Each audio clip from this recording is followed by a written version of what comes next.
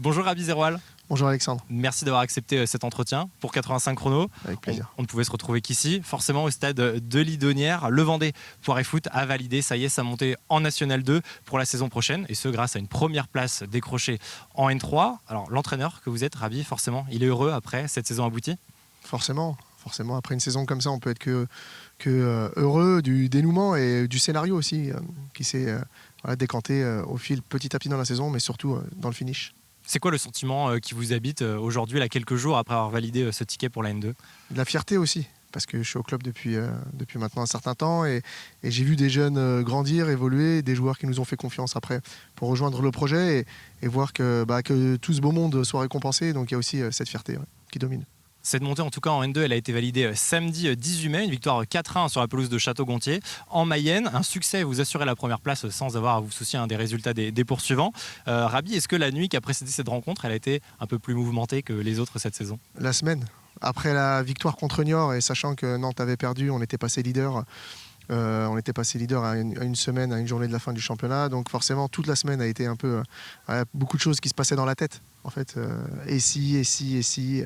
Alors, on se projetait, donc il fallait rester tranquille, mais toute la semaine, ouais. Vous bouclez en tout cas cette saison en tant que co-meilleure défense et deuxième meilleure attaque du groupe de N3.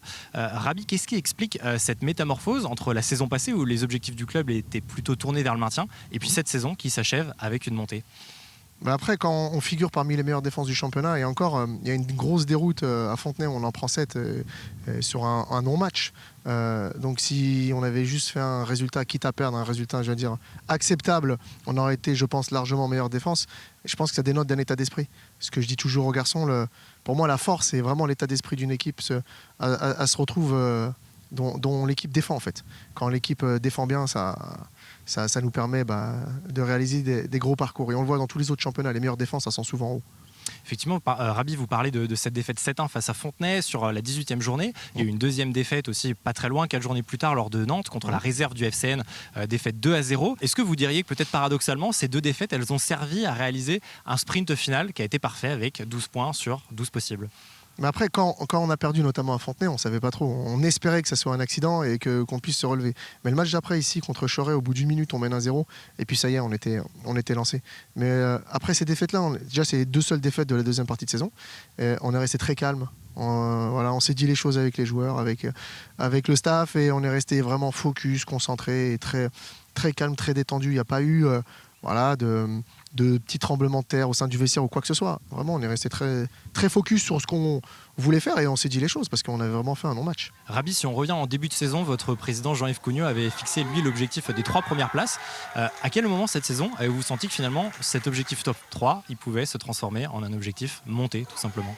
À Laval, pour moi. Parce que on sortait d'un mois de février, on avait joué Saint-Philbert, Vertou, et puis on enchaîne sur Laval en début avril et on gagne 1-0 à la 93e à Laval. On sort d'un très gros match et ce soir-là on passe premier, mais on est redescendu deuxième le week-end d'après.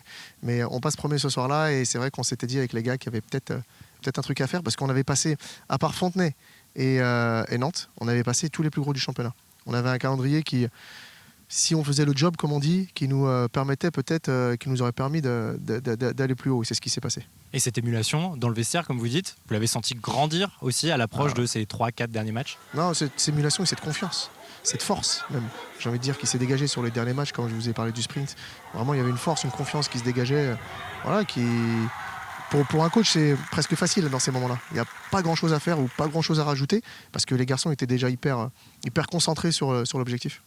Un petit mot aussi sur l'un des artisans de cette montée, votre attaquant Jordan Cuvier, auteur d'une saison pleine, on peut le dire, 18 buts en championnat, 20, toutes compétitions confondues. Il va forcément être très courtisé à cette intersaison. Ouais, forcément, après c'est le jeu, c'est normal. Jordan nous a beaucoup aidé pour pouvoir monter avec des buts forcément hyper décisifs. Je pense au match de Niort. Très récemment, ici même. Exactement, mais aussi le dernier match. On connaît ses qualités de buteur. Le projet de jeu aussi fait en sorte d'essayer de le mettre en lumière un maximum. Et ça fait partie du truc. Après, le fait d'être courtisé, c'est logique. Nous, on a rencontré nos joueurs déjà, on a échangé avec eux. On a bon espoir pour le garder et continuer à construire aussi autour de lui et avec lui. C'est ça, on parle beaucoup de Jordan Cuvier, mais il y a aussi tout un effectif. L'objectif, c'est de repartir sur une base solide pour l'an prochain. Faire comme tous les ans, c'est-à-dire garder l'ossature. ossature forte. Faire aussi comme les autres montées, parce que c'est pas notre première montée. Ça veut dire construire avec les hommes forts qui ont permis cette montée et puis amener une plus-value. Et Rabi, vous faites partie de cette ossature. C'était votre 6e saison sur le banc de l'équipe première du Vendée Foot. Est-ce que vous serez toujours là le 17 août prochain pour la première journée de N2 ? Normalement, oui. Oui, normalement, oui. Après, on n'est pas là avec les présidents, pour tout vous dire, on ne s'est même pas encore rencontré sur mon cas, mais on n'est pas là avec les présidents à se poser la question. On est parti sur un projet maintenant depuis plusieurs saisons. Moi, ça fait 17 saisons que je suis au club. Depuis 2007, c'est ça ? Depuis 2007. Ils m'ont fait confiance quand on a eu une descente administrative en R2, on est reparti et on savait qu'on était reparti ensemble pour un projet. Un projet, c'est pas 1, 2, 3 saisons. Voilà, c'était de remonter en N3, c'était la première étape. Après, il y a cette belle surprise de la N2. Donc j'ai bon espoir qu'ils continuent à me faire confiance. Ouais. Une belle surprise. Qu'est-ce que ça signifie pour la saison prochaine ? Est-ce qu'il y a déjà des objectifs sportifs pour la N2 l'an prochain ? Ouais, non, bien sûr. On s'est rencontrés assez vite avec les présidents, avec les joueurs, avec le staff. Et l'objectif, il est tout simple. C'est partir sur un maintien, une première année. Très peu de joueurs de l'effectif ont joué en N2. Donc ça sera une découverte. Certains des joueurs qui ont participé à cette montée en National 2 jouaient déjà en R2 quand j'ai pris l'équipe. Ils ont fait la montée en R1, ils ont su passer une étape. En N3, ils ont passé encore une étape. Et maintenant, la N2. Donc on ne peut pas viser autre chose que le maintien pour être raisonnable. Voilà. Ça, vous l'avez très bien rappelé, Rabi, quand vous êtes arrivé sur le banc de cette équipe, il y avait une relégation administrative, 2 montées, puis cette 3e montée. Donc, quel regard vous portez sur ce parcours du club depuis ces 6 dernières saisons ?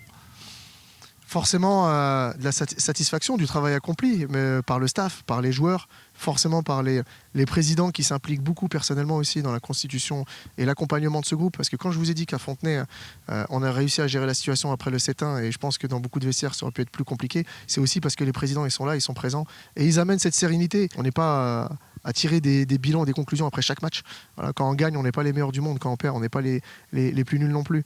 Donc on est vraiment sur un projet un peu plus, stable. Et l'objectif, donc, ce sera de le stabiliser, ce club, en National 2 l'an prochain. C'est ça. En tout cas, cette montée, elle vient conclure une saison vraiment, on peut le dire, flamboyante pour le Vendée Foot, qui a d'ailleurs aussi vu son équipe 2 monter de R2 en R1. Et puis pour couronner tout ça, le club fête ce samedi 25 mai, ici même, au stade de Lidonnière, ses 70 ans. Alors il y a plusieurs animations prévues, des matchs de gala aussi. Il y aura un logo du club, même en fresque humaine. Vous serez peut-être partie de cette fresque, Rabi ? Normalement, j'y serai. Ouais. Bon, vous y serez en tout cas pour fêter ses 70 ans. Bien sûr. On s'aperçoit déjà qu'on est dans un club qui a une histoire qui est très riche, tant au niveau national qu'au niveau du département.